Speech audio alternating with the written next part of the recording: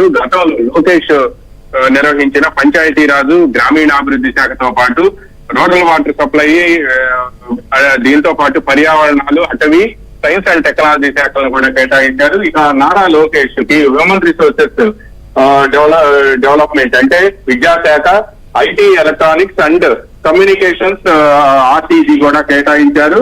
ఇక కింజారపు అచ్చెన్నాయుడు కేబినెట్ లో సీనియర్ మంత్రి, ఈయన agriculture, cooperation, marketing, animal husbandry, development, fisheries ఈ శాఖలన్నీ కూడా కేటాయించారు. సైన్స్ అండ్ జియాలజీ వంటి కీలకమైన శాఖ అంటే దాదాపుగా 2019 నుంచి 2024 వరకు కూడా ఆంధ్రప్రదేశ్ లో భారీ కుంభకోణాలు చోటు చేసుకోన్నాయని చెబుతున్న మైన్స్ అండ్ జియాలజీ, ఎక్సైజ్ శాఖలను మాత్రం కొల్లు రవీంద్రకు, కృష్ణా జిల్లాకు సంబంధించిన మంత్రి, ఆయన కేటాయించారు. ఇక నాదెళ్ల మనోహర్ కు మాత్రం ఆహార, పౌర సరఫరాలు, తర్వాత వినియోగదారుల వ్యవహారాల శాఖ కూడా కేటాయించారు. పొంగూరు నారాయణకి 2014 నుంచి 2019 వరకు కూడా ఈయన మంత్రిగా పనిచేశారు. నారాయణకి మున్సిపల్ అడ్మినిస్ట్రేషన్, గతంలో ఏదైతే మున్సిపల్ అడ్మినిస్ట్రేషన్ కేటాయించారో అదే మున్సిపల్ అడ్మినిస్ట్రేషన్, అర్బన్ డెవలప్మెంట్ ని కేటాయించారు.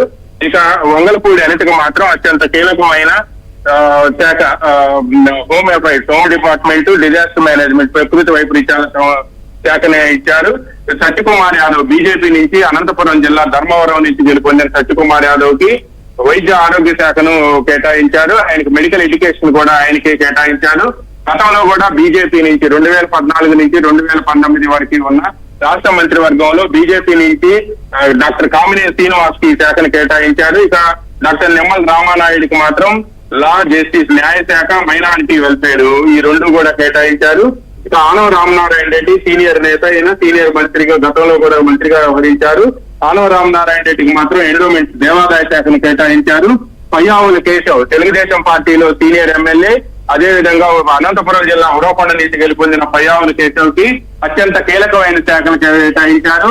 ఆర్థిక శాఖ, ప్లానింగ్ అంటే ఆర్థిక ప్రణాళిక, వాణిజ్య పన్నుల శాఖతో పాటు లెజిస్లేటివ్ అఫైర్స్ అంటే శాసనసభ వ్యవహారాల శాఖ మంత్రిగా కూడా అత్యంత కీలకమైన శాఖను పయ్యావుల కేశవ్ కేటాయించారు. గతంలో ఈ శాఖలను ఆర్థిక మంత్రిగా యనమల రామకృష్ణుడు నిర్వహించేవారు.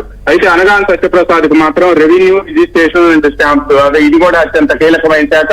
ఆయనకి ఈ కీలకమైన శాఖను కూడా కట్టబెట్టారు. ఇక కొలుసు పార్థసారథికి హౌసింగ్, గృహ నిర్మాణ శాఖను కేటాయించారు. డోలా బాలవీరాంజనేయ స్వామికి మాత్రం social welfare, disabled and senior citizen welfare, సచివాలయం, విలేజ్ వాలంటీర్ ఈ మొత్తం శాఖలకి ఇవి కూడా చాలా కీలకమైన శాఖలు. సచివాలయంతో పాటు విలేజ్ వాలంటీర్ వ్యవస్థను మొత్తాన్ని, అదే విధంగా సాంఘిక సంక్షేమంతో పాటు వికలాంగ సంక్షేమము, సీనియర్ సిటిజన్స్ వీటన్నిటి శాఖలు, ఈ 4 శాఖలను కూడా ఆయనకి డోలా బాలవీరాంజనేయ స్వామి కేటాయించారు. ప్రకాశం జిల్లా కొండేపు నియోజకవర్గం నుంచి ఈయన గెలుపొందాడు. ఇక గుట్టిపాటి రవికుమార్ కి ఎనర్జీ అంటే విద్యుత్ శాఖను కేటాయించారు. కందులు దుర్గేష్ కి ఈయన జనసేన నుంచి గెలుపొందారు. ఈయన ఉమ్మడి పశ్చిమ గోదావరి జిల్లాలోని నిడదవోలు కాన్స్టిట్యున్సీ నుంచి గెలుపొందారు. ఈయనకు టూరిజం, కల్చర్ అంటే సినిమాటోగ్రఫీ, పర్యాటకం, సాంస్కృతిక వ్యవహారాలతో పాటు సినిమాటోగ్రఫీ శాఖను కూడా ఈయన కేటాయించారు. ఇక గుమ్మడి సంజారాణి విజయనగరం జిల్లా సాలూరు నుంచి కూడా ఏమో గెలుపొందారు. ఈమెకి ఉమెన్ అండ్ స్త్రీ మహిళా శిశు సంక్షేమ శాఖ అండ్ ట్రైబల్ వెల్ఫేర్, గిరిజన సంక్షేమ శాఖను కూడా ఏమో కేటాయించారు. ఇక బీసీ జనార్దన్ రెడ్డి కర్నూలు జిల్లా పనగానిపల్లి నుంచి గెలుపొందారు. ఈయనకి బీసీ జనార్దన్ రెడ్డికి రోడ్స్ అండ్ బిల్డింగ్స్, R&B తో పాటు ఇన్ఫ్రాస్ట్రక్చర్,